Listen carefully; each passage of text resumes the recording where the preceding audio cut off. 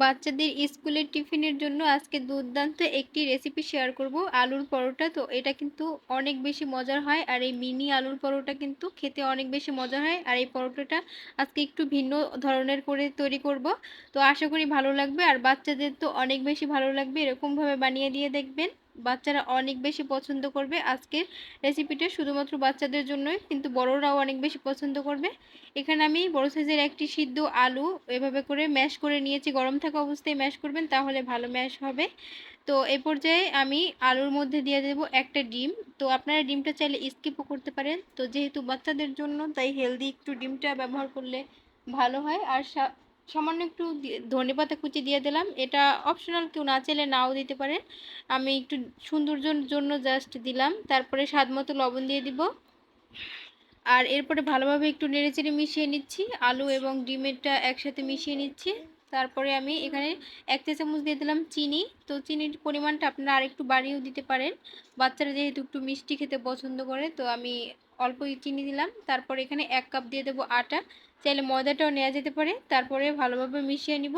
আর আমি কিন্তু এই ডোটা, এই আটা, এই আলু এবং ডিম দিয়ে পুরো ডোটা তৈরি করব। আপনাদের যদি এক্ষেত্রে পানি লাগে, সেক্ষেত্রে একটু গরম পানি, মানে কুসুম গরম পানি অ্যাড করতে পারেন। তো আমার লাগেনি, আরও আটা লেগেছে। তো আমি আরও কিছুটা আটা দিয়ে ভালোভাবে একটা, আমরা যে মনে করে রুটির ডো বানাই, ঠিক তেমন করে একটা ডো তৈরি করব।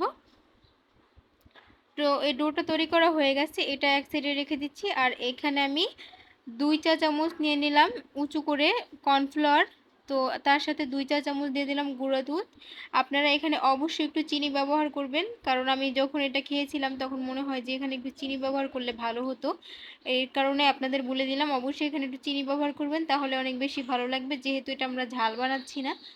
তারপরে এখানে সামান্য একটু তেল দিয়ে মাখিয়ে নিলাম।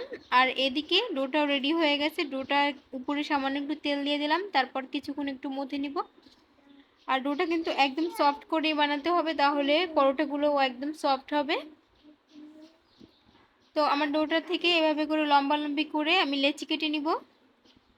আর ছোট ছোট আকারে লেচিগুলো কাটছি, যেহেতু আমি পরোটাগুলো ছোট করে বানাবো। আপনারা চাইলে কিন্তু একই ইতে বড় করেও বানাতে পারেন।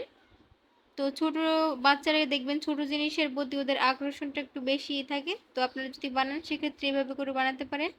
তারপরে আমি বেলুনের সাহায্যে আলতো হাতে একটু বেলে নিচ্ছি। তো ভিতরে এরকম পুরটা দিয়ে তারপরে কিন্তু চারদিকটা চেপে চেপে লাগিয়ে এভাবে আলতো হাতে বেলে নিচ্ছি। আপনারা চাইলে এটা চেপে চেপেই পুরো একটু সমান করে দিতে পারেন। তো বেলুনের সাহায্যে আলতো হাতে বেলে নিচ্ছি। খুব বেশি মোটা রাখার কোনো প্রয়োজন নেই, একটু পাতলা করে বেললে কি হয়, এটা ফুলকো হবে। তো এভাবে করে আমি আসলে ক্যামেরাটা অন করতে ভুলে গিয়েছিলাম, যার কারণে আমি কিন্তু এপিস ওপিস করে একটু হালকা ছেঁকে নিয়েছি। এভাবে করে অবশ্যই প্রথমে একটু হালকা ছেঁকে নিব।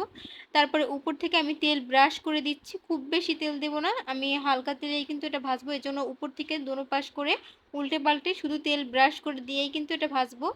তো দেখতেই পাচ্ছেন এটা কি সুন্দর একটা কালার আসছে। আর এভাবে করেই কিন্তু আমি সবগুলোকে তৈরি করে নিব।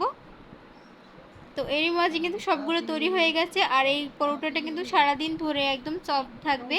তো আশা করি ভিডিওটা ভালো লাগছে, আর ভালো লাগলে অবশ্যই চ্যানেলটা সাবস্ক্রাইব করে ভিডিওতে একটা লাইক করে দিবেন। তো আজকে এই পর্যন্তই, সবাই ভালো থাকবেন। আল্লাহ হাফেজ।